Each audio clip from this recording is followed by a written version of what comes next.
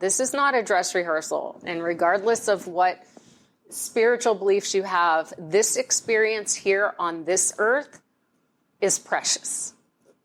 So make sure that you give some time to creating your own life, because if you don't, someone else is going to create it for you. This is the L3 Leadership Podcast, episode number 162. What's up, everyone, and welcome to another edition of the L3 Leadership Podcast. My name's Doug Smith, and I'm the founder of L3 Leadership. We are a leadership development company devoted to helping you become the best leader that you can be. If you're new to this podcast, I want you to know that we're bringing you 3 or 4 episodes every single month to help you grow and develop as a leader. One will always be from one of our leadership events. One will be an interview that I do with a high-level leader. And then once a month, you'll get a personal leadership lesson by me. If you've been listening to the podcast for a while, it would mean the world to me if you would subscribe and leave a rating and review on iTunes or whatever app you listen to this through, and share this on social media. Thank you so much for those of you who have been doing that. It's helping us grow the audience of this podcast, and I just appreciate it so much. I want to let you know that you can also now become a member of L3 Leadership. We believe that every leader needs a group of leaders and a community of leaders that will go through life with them to encourage them, hold them accountable to their goals, help them reach their potential. And we believe at L3, we've developed that community of leaders that will help you do that. As a member, you'll get access to our community of leaders. You'll have the ability to join one of our mastermind groups or lead a mastermind group, which I believe is absolutely critical to every leader's success. You'll get access to extra resources, content, and a member-only forum and member-only website, and so much more. Membership's only $25 a month, and you can sign up and learn more at l3leadership.org/membership. In this specific episode, you're going to get to hear my interview with Carrie Coghill. She is the CEO of Coghill Financial Investments. She's continually recognized as one of the nation's leading voices on financial advising. She's been honored by Forbes Magazine, Barron's Magazine, Registered Rep Magazine, Wealth Manager Magazine, and so many more as a top professional in her field. She's authored 2 books. She's a regular contributor on CNBC, along with other local and national programs. She serves on the board of trustees for Robert Morris University, which is my alma mater, as the vice chair, and she's also chair of the board of McGee Women's Research Institute and Foundation. Additionally, Carrie brought the 2020 Women on Boards initiative to Pittsburgh in 2015, which is a national organization dedicated to increasing the percentage of female talent on boards. I absolutely loved my interview with Carrie. I learned so much from her, and I asked her to speak at an L3 Leadership Breakfast, so she's actually going to be speaking this month, September 2017, at our Pittsburgh Breakfast. So if you're in the Pittsburgh area and would like to attend and hear Carrie speak and meet her in person, you can just go to l3leadership.org/events and register for that. We hope to see you there. So before we jump into the interview with Carrie, just a few announcements. First, I'd like to thank our sponsor, Henny Jewelers. They are a jeweler owned by my friend and mentor, John Henny. My wife and I got our engagement and wedding rings through Henny Jewelers, and we just loved our experience with them. Not only do they have great jewelry, but they also love and care and invest in people. John gave Laura and I, and actually they gave every engaged couple, a book to help them prepare for their marriage. And John's personally been investing in me as a leader, a father, and a husband now for years. So listen to me. If you're in need of a good jeweler, check out hennyjewelers.com. I also want to thank our other sponsor, Alex Toulandon, Real Estate Resources. Alex is a full-time realtor with Keller Williams Realty, whose team's committed to providing clients with highly effective, premier real estate experiences throughout the greater Pittsburgh region. He's a member and a supporter of L3 Leadership. He would love the opportunity to meet with you and connect with you. You can find out more at pittsburghpropertyshowcase.com. And with that being said, enjoy our interview with Carrie. But thank you, Carrie, so much for taking the time to do this interview. And why don't we just start off with you just telling us a brief overview of who you are and what you do. Yeah, that's a big question. Just because I have my hands in so many things, but basically I'm the president and CEO of Coghill Investment Strategies. We're a wealth management firm that started at the beginning of 2011, which came on the heels of working with a few other organizations locally here in Pittsburgh. So I run the firm as an entrepreneur and also as an investment advisor, so I still have a role within the company.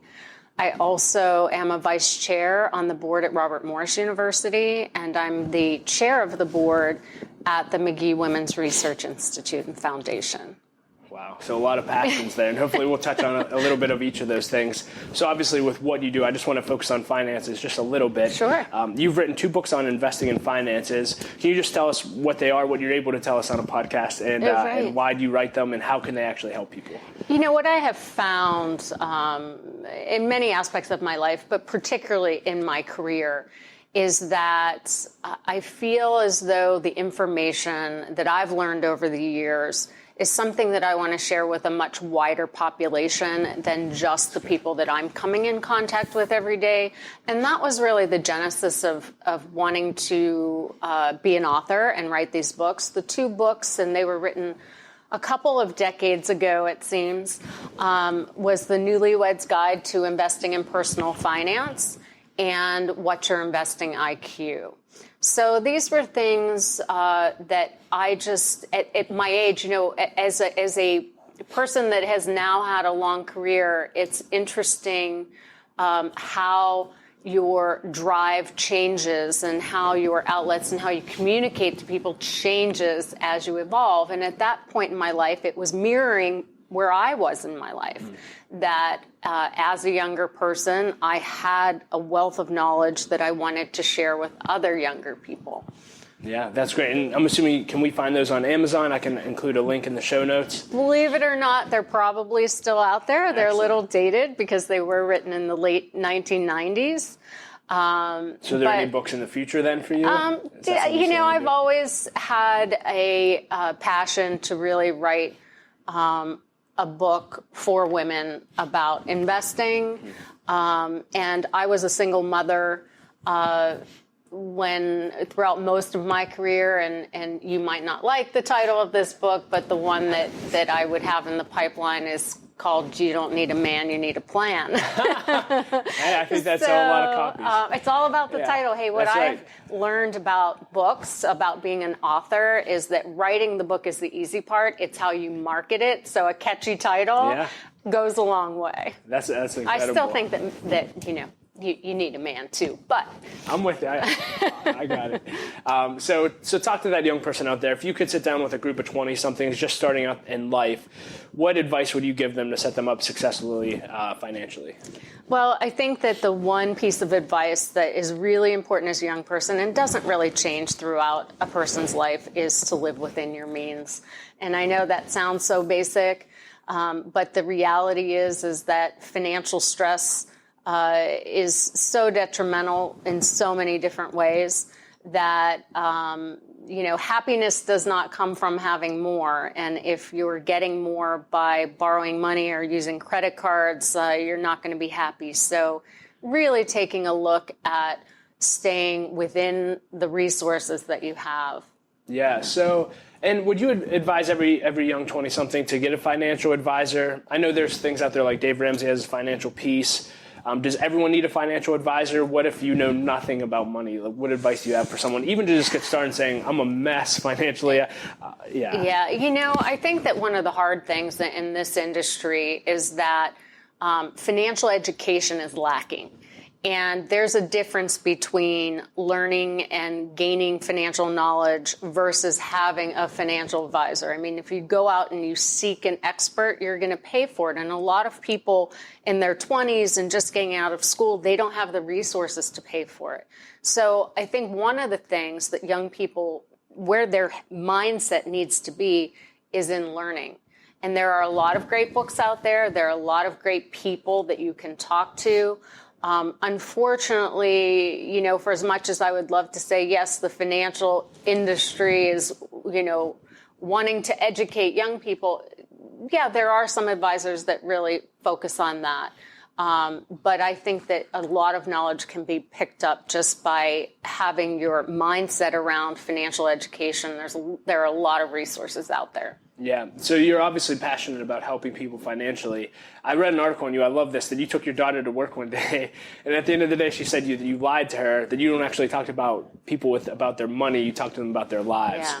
And man, I just love that. So I'm just curious for you, what keeps you going in this? What's the most fulfilling part of your job? And why are you so passionate about it? You know, kids have a way of just calling you out. And she was 7 years old. Wow. It was take your daughter to work day, and I didn't even think she was paying attention. She was like spinning in my chair and, and then she hit me with that on the way home. And it was just an eye-opening moment because I don't even think that I realized that the genesis of what we do in this industry with clients is it's all about their life. It's all about, how can we improve the lives of our clients?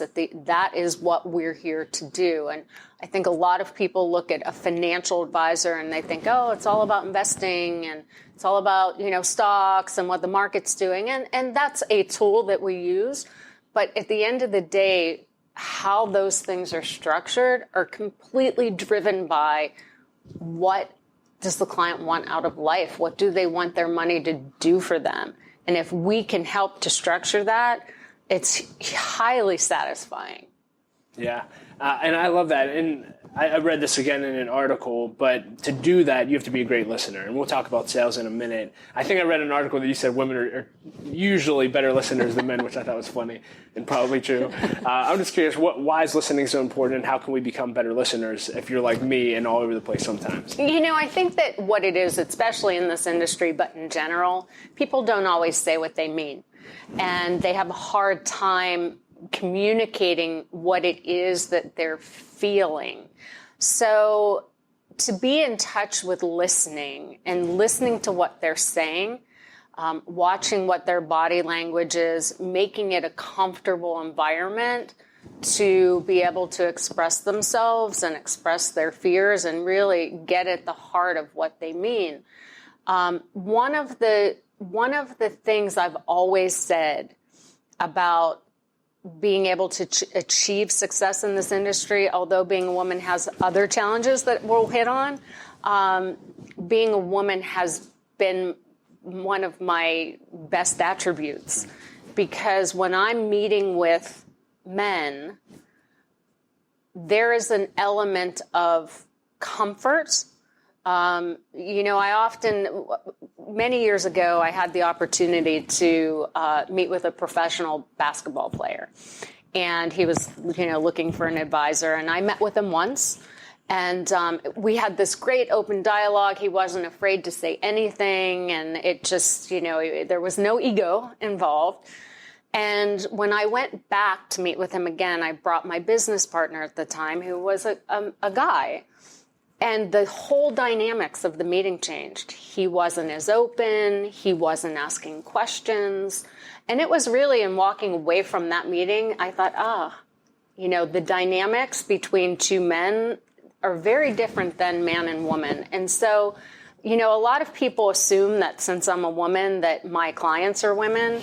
And my clients, the representation of women clients versus male clients or couple clients is very small. I have a handful of single women, I would say, that I work with.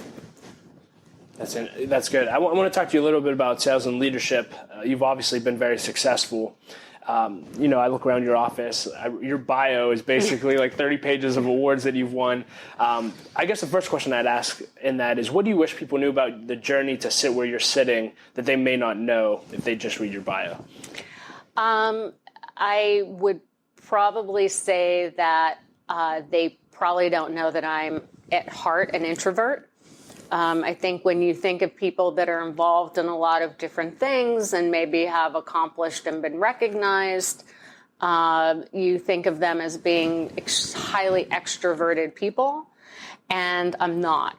My natural tendency is to lock myself in a room and sit behind my computer and research all day. That's my ideal day. Rarely do I have the opportunity to do that.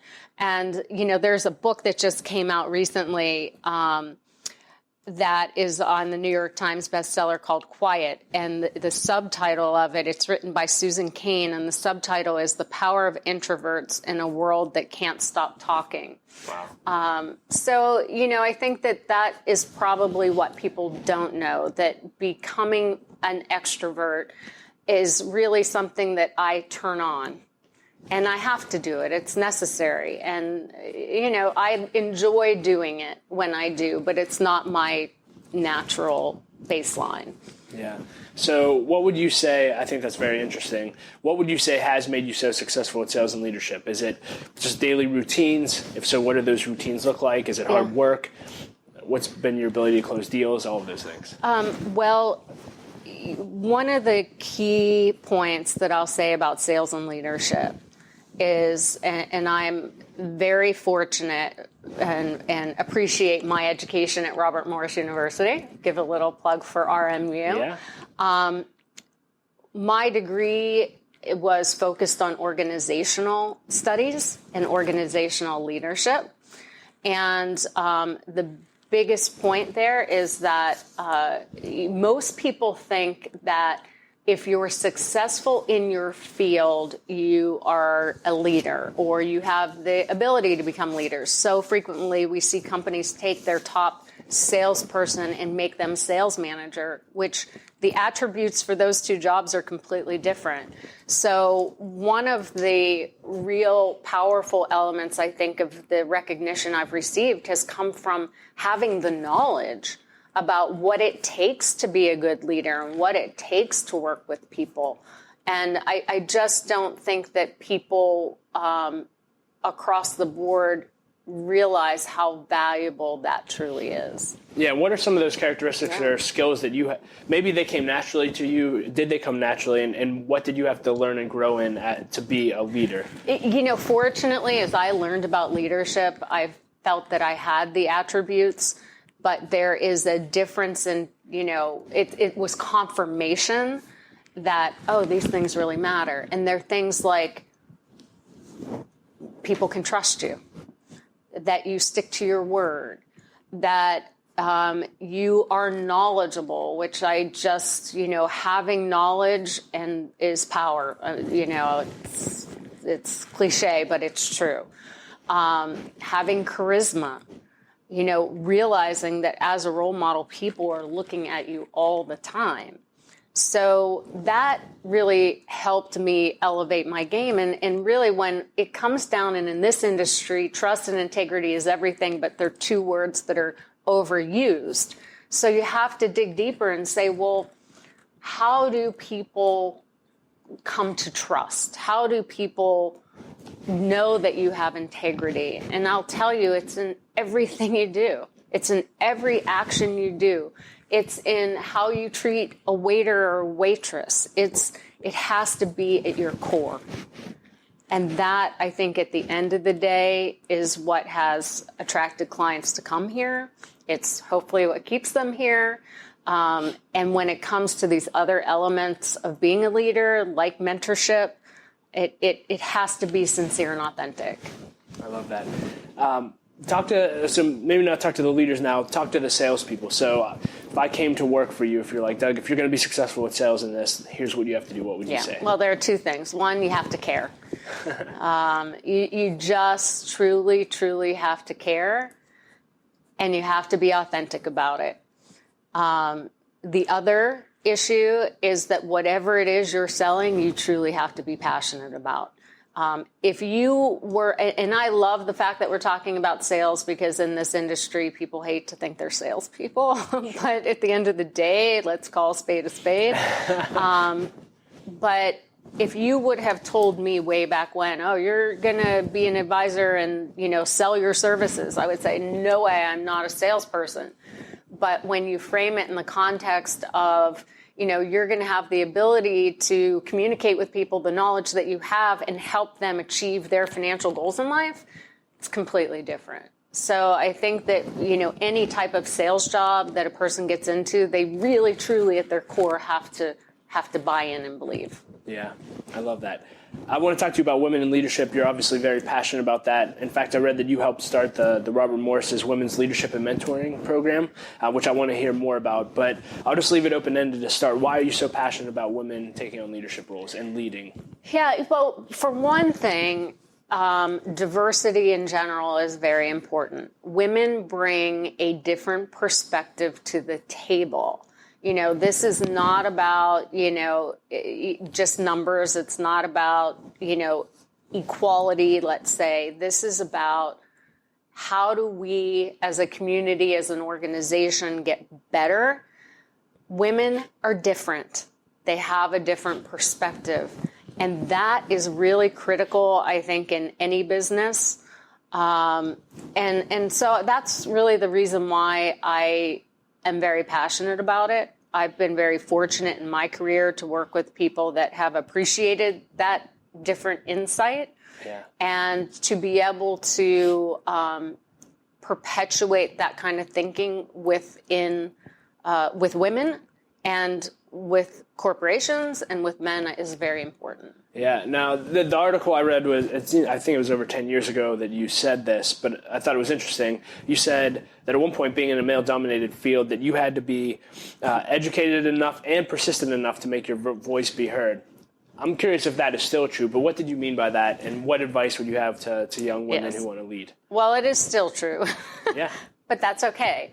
When I was first in this industry, I was in my 20s. I got my Series 7 license the month after I turned 21 years old because my firm wouldn't let me do it before then. And, I felt that I had a lot of knowledge, but I was in a male-dominated field. And being a woman, it was hard to get people to take you seriously.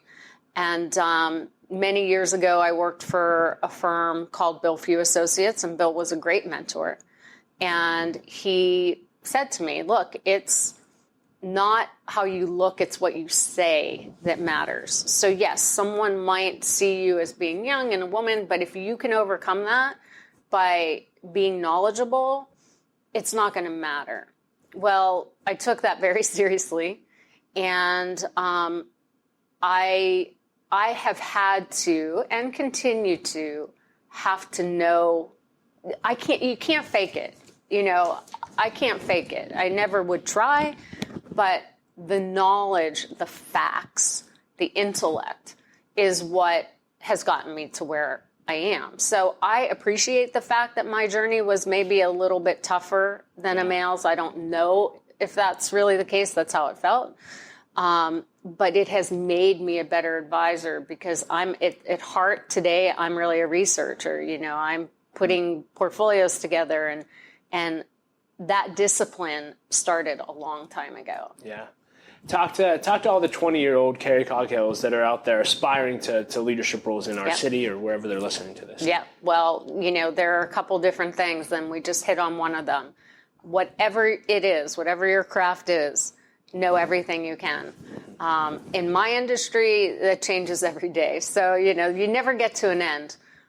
Life is a journey of learning constantly. And especially in this world with technological advancements, being agile is very important. But to be armed with knowledge and to have something interesting to say is very important. And I think particularly for young women, one of the things we continue to read about is that women, they're not quite as confident as men. Well, go out and get the confidence. Go to the library, learn something, wherever you are responsible for your development. So, and that's really another key point for young women. I was my own advocate, and women have to be their own advocate because in this culture, although diversity, it's a very hot topic. And I think organizations and everyone's intent is good, but what we have to recognize is that we are coming from a culture that did not include women in the business world. I mean, if you go back and you read home economics books from the 1940s, it was like, when your husband gets home from work, make sure that you're well put together and the kids are settled. That's where we came from. Yeah. So to think that that changes overnight, it doesn't. So if you want to get ahead, you have to be your own advocate. I mean, I would never, and you have to push, and I've pushed. Yeah. And I continue to push.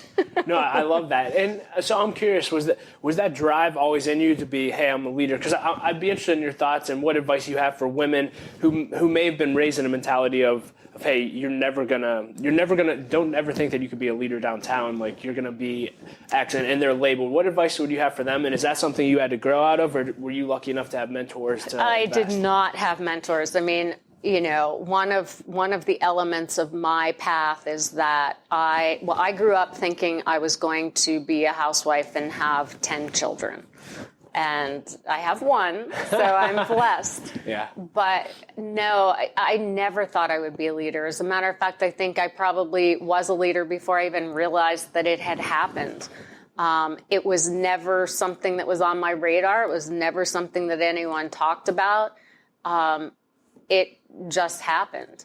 So for anyone that's ever been told they can't be a leader, that's ridiculous, because I'm a believer that you can do anything you want in life, regardless of where you came from. My upbringing was very non-traditional. I was raised by my grandparents. They were gone by the time I was 20. They had passed away. Wow. So I didn't have the guidance. I worked my way through college. If I can do it, anyone can do it. So it's just a matter of making a choice about whatever it is you want to do and going after it. Yeah. And obviously personal development has played a huge role in that for you. And you talked about that. You're responsible for your own development. Do you have systems? Is it like, hey, every day I read for 2 hours? Do you read books? Do you listen to podcasts? If so, I was like asking leaders, Yes. What are some of your favorites that you'd recommend? But what advice do you have for development plans? Reading is really important. When you look at leaders and there's a consistent theme, they read a lot. So yes, I actually get up very early in the morning. I can't move without a cup of coffee, but in my other hand is my iPad, and I read for at least an hour and a half every morning. And then I get a little bit of exercise. So, my schedule and what I've done to make sure that I'm at the top of my game really involves kind of a few personal mantras. And one is I'm very protective of my sleep. Sleep is critically important. I am aware of what I eat, because when it comes to energy, nutrition matters. I do read a lot. That's part of my morning routine. And I do try to get, even if it's just a little bit of exercise every day, just to keep my body functioning. Yeah. Do you have any books that you constantly give away or find yourself recommending? Well, this is kind of an old one, but it has stood the test of time. I mean, my favorite book that really kind of encapsulates who I am is Stephen Covey's The 7 Habits of Highly Effective People.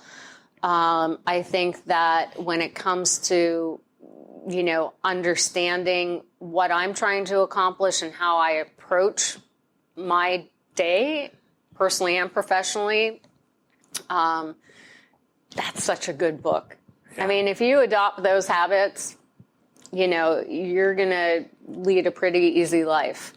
But, I also believe that, and we touched on it a little bit, listening is very important. And I think that some sense of, for lack of a better word, some sense of self or spirituality is very important in one's life.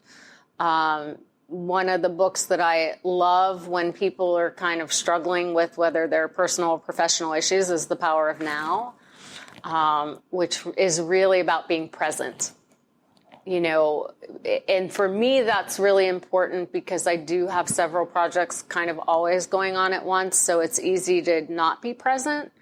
And there's just a real value in kind of physically and mentally in just being where you are in the moment. But one of the other things that I think really helped to shape my life was, really understanding who you are as a person. As I had mentioned, I lost my grandparents, who in essence were my parents, at a very young age. And that independence and having to kind of be on my own really led me to the self-help books, and which was fine. It was just a great way to learn. But there was one book in particular that stood out, and I don't even know if they still publish it, but it was called Daring to Be Yourself. And it was really kind of a look at who you are as a person. Like, what is it? Like, who are you? Like, what do you like? What do you stand for? What are your passions? You know, what's your favorite color? I mean, things to know yourself, I think, is the foundation of how you can exist in this world, be happy, and have impact. Because it's not unlike a business that has a mission statement or a purpose statement. That the decisions, and if you have a purpose statement, the decisions in your business, you can always say, okay, does this meet the requirements? Does this match our purpose statement? Is this going to move our purpose forward? So if you as a person don't know what you stand for and what your values are, it's hard to do that. The caveat is that you have to be agile.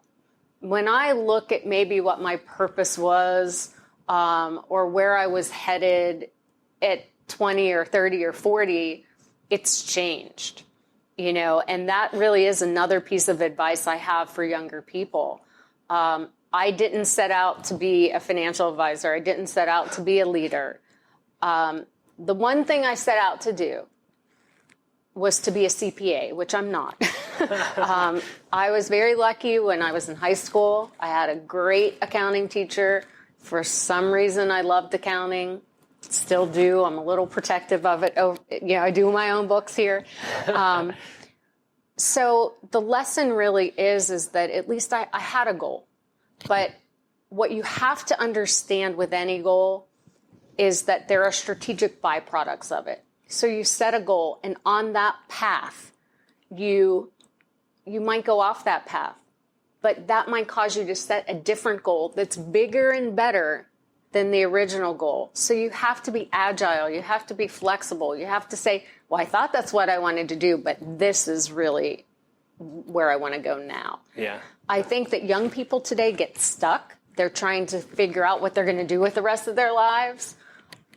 That's a hard one. How about just keep moving forward, have some goals, and realize that you can change course and be flexible. So good. Back to the women in leadership. We'll wrap up that portion here. So you helped found this women's leadership and mentoring program at Robert Morris. I know you're also, I think it's a different initiative, but the 2020 Women's Initiative, getting women on boards. Can you talk about the purpose of those two programs and maybe how women listening to this can connect or get mentored? Yep. So the Robert Morris Women's Leadership and Mentorship Program really stems out of the university wanting to attract high-quality women and develop them into being good leaders. There are a lot of benefits to that within the community.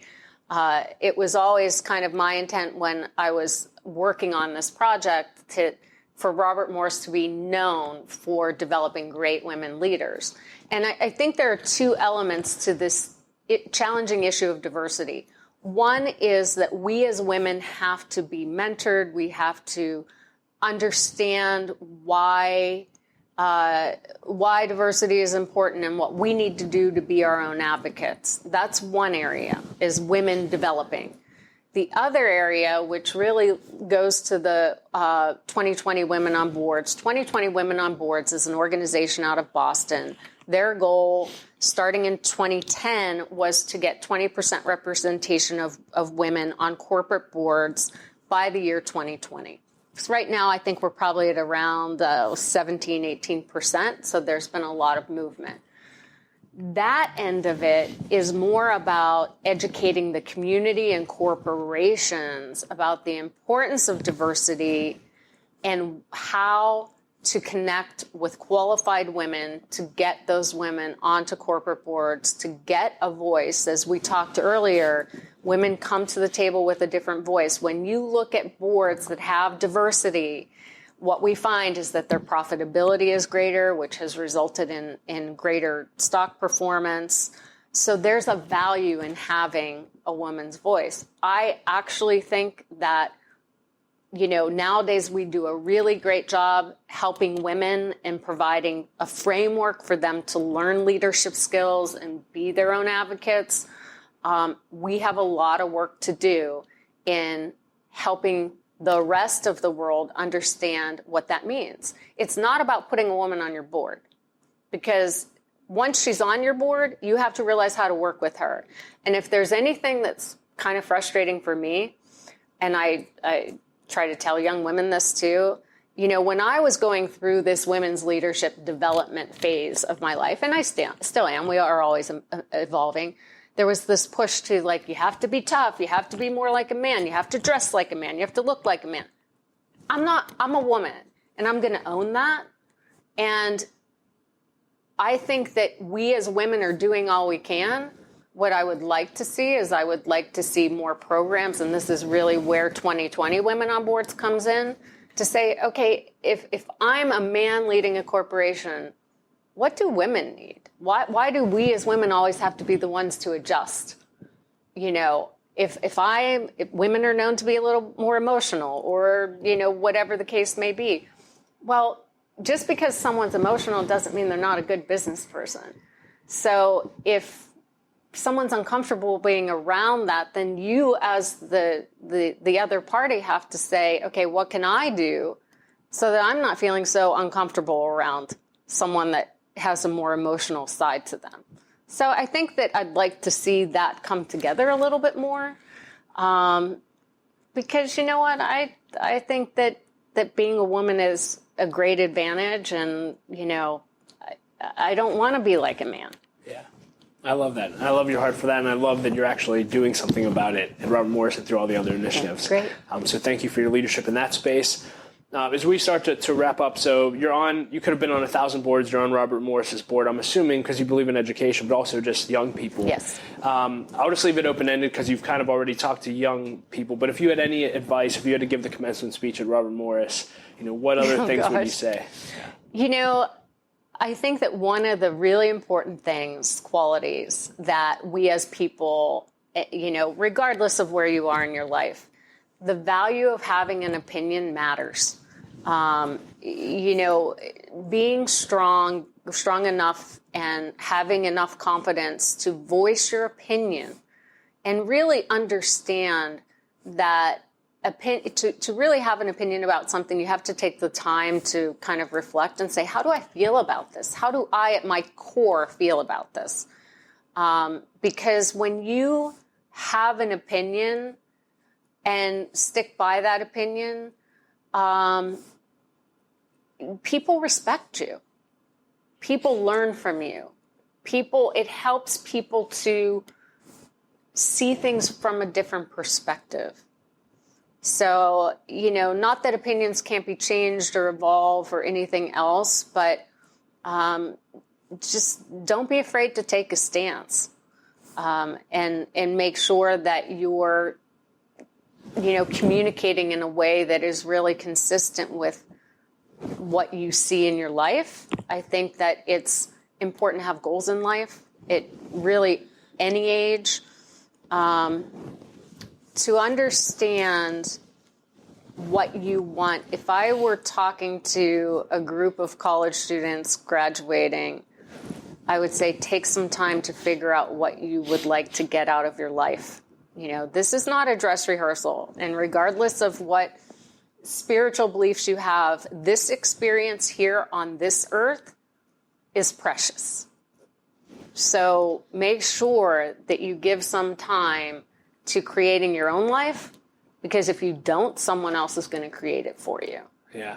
Just along that, since you brought it up, do you have any processes for goals? Like, do you go away every winter for a weekend and just plan your year and dream, or is it just more organic day to day? I absolutely, one of the biggest push-pulls I have in being an entrepreneur and also kind of practicing my craft as an advisor is spending time on my business. I spend it in my business. So I've been very fortunate that I have a group of people. There are 5 of us now that for the last 15 years on a quarterly basis, we get together on a Thursday and a Friday and we talk about goals. Is that internally with your organization, or is this you and other leaders? This is me with. It started with other advisors in my industry, and I am the only one from Pittsburgh, so I'm usually traveling to Boston for these meetings, and they are kind enough to want to come here, but for some reason, for me to get on a plane is once I step on that plane, I'm focused on what I'm there to do. Yeah. So yes, whatever that is in terms of carving it out, it's hard to do those things when you stay in your environment. Yeah. A few personal questions as we close. If you could go back to yourself at 20 years old and give 20-year-old Carrie advice, what would you say to her? That's a really hard question, and I'll tell you why. We talked about kind of our personal mantras in life, and I live my life with no regrets. So when I look at what advice would I give, I wouldn't even want to disrupt my journey by giving that person any advice. Because I think there's value in failure. There's value in making choices that weren't optimal. But the key is that you always have to look at those as opportunities to learn and to improve. So I don't beat myself up. I really, really don't beat myself up. It's easy in this world, and that's a choice. Yeah. It's like I'm going to fail. I accept that. The decisions that I've made in my life, I usually make them by asking one last question, which is, what's the worst that could happen? So when I was 24 years old and had a 2-year-old and was divorced, and my business partner, a guy I worked with at the time called me to say, hey, I'm starting my own business. Do you want to come with me? At that point in my life, the last thing I needed was the insecurity of going and starting a business, being with him, starting that business. But then I thought, okay, what's the worst thing that can happen? It doesn't work, and I have to come groveling back to my current employer and say, oh, it didn't work. Can you please take me back? So when you approach things like what's the worst that could happen, that's going to help you make some decisions, because you have to have some element of, risk in your life, I think, to get ahead. And I've definitely taken those chances, but they've been calculated. Yeah. So you've taken a lot of chances, a lot of failure along the way. You love the uniqueness of your journey. On the other end of it, you have a lot to be proud of. You started a successful business, 30 pages worth of awards in your bio. I'm just curious, up to this point in your life, what are you most proud of? Well, I am most proud of my daughter. I mean, I think at the end of the day, we've got all of this going on, but at the end of the day, I think we all go home to our families, and I am just blown away. My daughter is very different than me. But when it comes to wisdom and advice and seeing clearly, I am so proud that, she's looked at me and kind of maybe taken the good and learned from the bad and created this amazing amount of wisdom that I rely on as a sounding board now that, she's an adult. But the other thing is the culture at our firm. I have a team of people here that I love and care about deeply. They spend more time here than anywhere else. And if there's one thing that I want this firm to be known for, is that it is a great place to work. And to know that I have the ability to enhance the lives directly of the people that work here is a really satisfying feeling. And by extension, the clients that we deal with, that's the most satisfying, result that I could expect. Yeah. And then very personal question. At the end of your life one day, looking back, what do you want people to remember you for? I think it's along the lines of just, in some way, whoever it is that I touch, if it's just a sentence or if it's a 30-year relationship that I've enhanced their life in some way. I love to see people laugh. I love to see people smile. So if if there's a memory that other people have because of some interaction I've had with them, that's good enough for me. I love that. And then just really open-ended, any closing advice for anyone listening to this, young leaders? The only advice I can give is just to be true to yourself, be authentic. You know, if you whether it's your personal life or your work life, it's one life. So whoever it is you are and you want to be, you need to carry that consistently throughout your you can't be nice to people during the day and then, yell at people at night. Yeah. So be authentic. Thank you so much, Carrie. This was wonderful. I know it's going to add value to a lot of people. You made me smile today. So good. I'm glad to hear that. Yeah.